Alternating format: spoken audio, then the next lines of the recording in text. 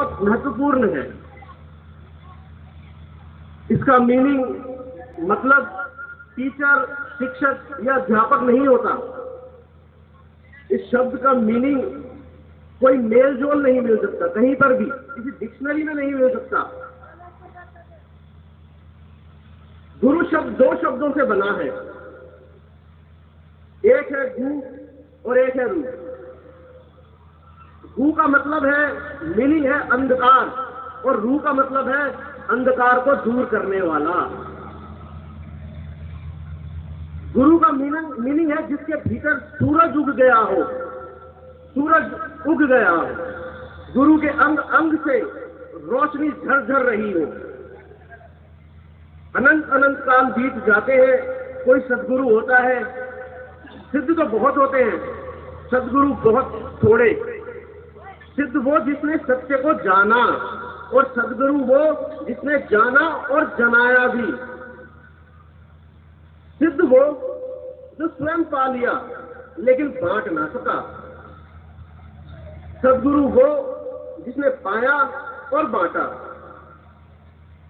सदगुरु एक बड़ी नाव है, उसमें बहुत समा जाते हैं। जिनमें भी साहस है वो सब उनमें समा जाते हैं।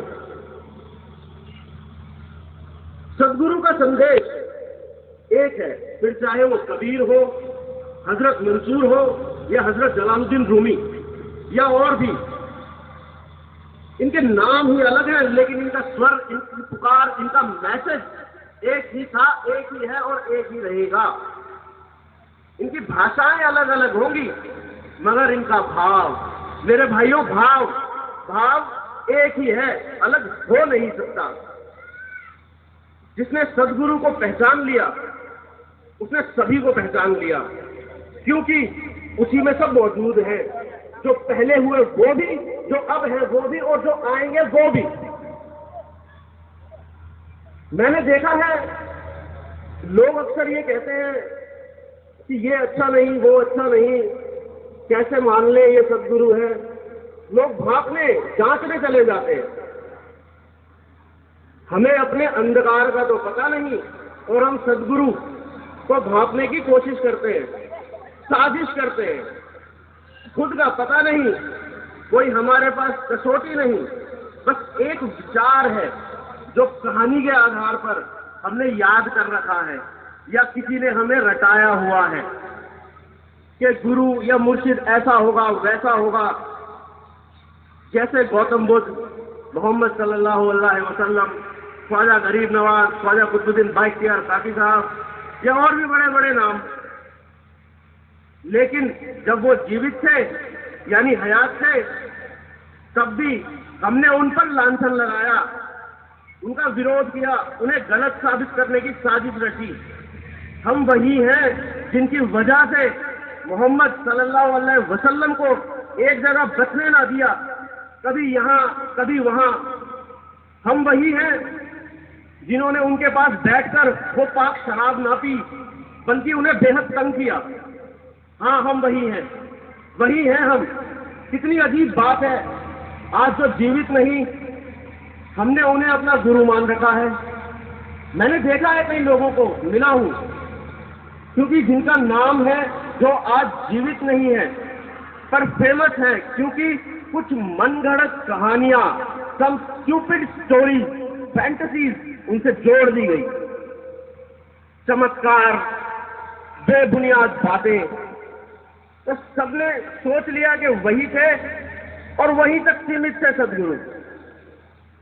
मैं कहता हूं, ये गुलाम कहता है, अगर वहीं तक सीमित थे तो तुम्हारा परमात्मा, तुम्हारा अल्लाह भी वहीं तक सीमित था, आज नहीं है। फिर क्यों इतना शोर शराबा मचा रखा है? मैंने तो ये भी देखा है कि जो फेमस होंगे अकॉर्डिंग टू टीवी सीरियल्स और कोई मूवी में, शोज एक्सेट्रा, लोग उनके पास जाके जुड़ते हैं। यहां भी तकब्बुर, ईगो प्रबल हो रहा है। कमाल की बात यह है कि कोई झुकता नहीं, झुक नहीं सकता। ईगो को ठेस पहुंचती है, तकब्बुर को, घमंड को। कैसे हमारे जैसे दिखने वाला इंसान के आगे हम झुक जाएं? कैसे? जो हमारे ही जैसा दिखता है उसके आगे कैसे झुक जाएं? बड़ी तकलीफ होती है। जो हमारी तरह खाता है, पीता है, सोता है, उठता है, काम करता है, सेम हमारी जैसी ही लाइफ जीता है, ये क्या सद्गुरु होगा? ये सोच है लोगों की। कितनी कमाल की बात है, क्योंकि इनकी नजर में पहले जैसा ही या कोई फेरी टेल्स कहानियों की तरह ही हो सकता है वो जिसने परवरदिगार को पाया। मेरे भाइयों, हम खुशनसीब हैं कि हमें ये दर मिला, मरकज़े तसव्वुफ़, मैं का खाना, मरकज़े तसव्वुफ़। बस जरूरत है हमें पूर्ण समर्पण की। ये दुनियावी चाहते, पैसा, रोटी, कपड़ा, धन दौलत जरूरत है, पर इनके लिए सद्गुरु के पास जाने की जरूरत नहीं है, बेकार है। क्योंकि यहां तो आपको सोने की खान मिलेगी और आप इन मंजिलों और आप इन मामूली चीजों की उम्मीद लगाए बैठे नहीं। छोड़ दो सब, छोड़ दो अपने आप को भी। अगर मुर्शिद कहता है कि बदल जाओ, तो बदल कर तो देखो, बदलने में हर्ज क्या है? अगर ना कुछ हासिल हो तो वापस वैसे हो जाना। गुरु हमें वो देना चाह रहा है जिसके लिए हम पैदा हुए, और हम उसके लिए उससे मांग कर रहे हैं जिसको हमने छोड़ ही जाना है, आज नहीं तो कल। हमने परमानेंट नहीं रहना यहां, लेकिन कोशिश हमारी परमानेंट रहने की है। परमानेंट रहना, क्या कोई बता सकता है आज तक कोई यहां परमानेंट रहा? कौन रहा यहां परमानेंट? मैंने ये भी देखा है कि लोग अपनी समझ की बिना पर पढ़ी गई आसमानी किताबें, मेरे भाइयों आसमानी किताबें, जरा गौर करना इस बात को, अपनी बिना पर समझी गई, अपनी बिना पर पढ़ी और फिर समझी आसमानी किताबों के जरिए चेक करने आ जाते हैं, भांपने आ जाते हैं कि मुर्शिद है भी या नहीं, इसको कुछ पता भी है या नहीं।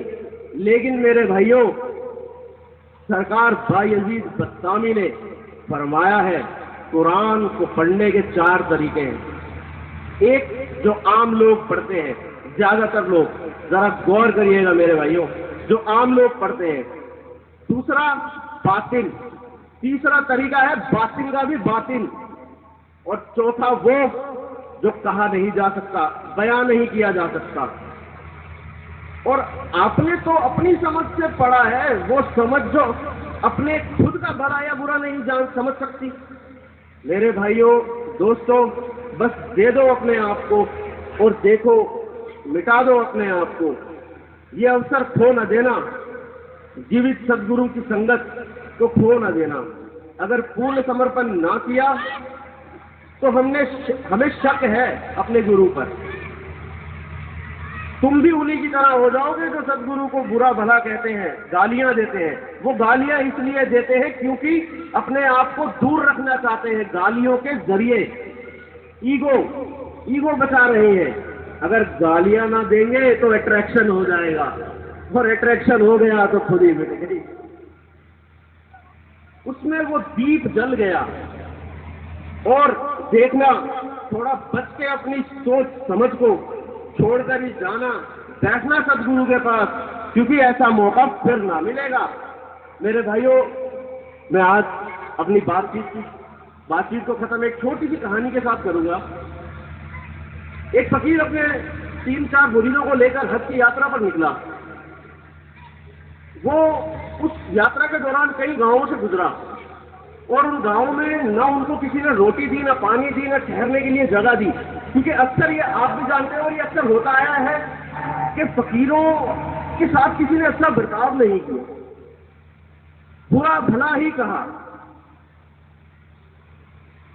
और वो फकीर हर वक्त दुआ में बस शुक्रगुजार ही रहते थे।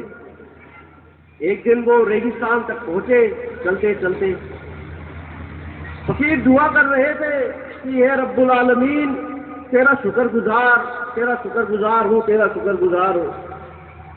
मुरीद चिढ़ गए कि भैया अब ना होता ये बर्दाश्त, अब बताओ जरा, ये कोई बात हुई? 3 दिन से हमें ना रोटी, ना पानी, ना रहने को जगह, और तुम उसका शुक्रगुजार हो रहे हो?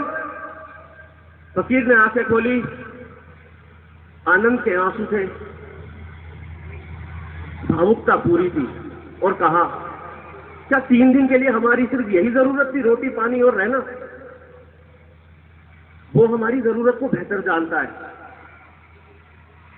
वो हमारी जरूरत को बेहतर जानता है और वो हर लम्हा हमारी जरूरत को पूरा कर रहा है। जरूरत नहीं कि जब रोटी मिले तभी शुक्रगुजार रहो।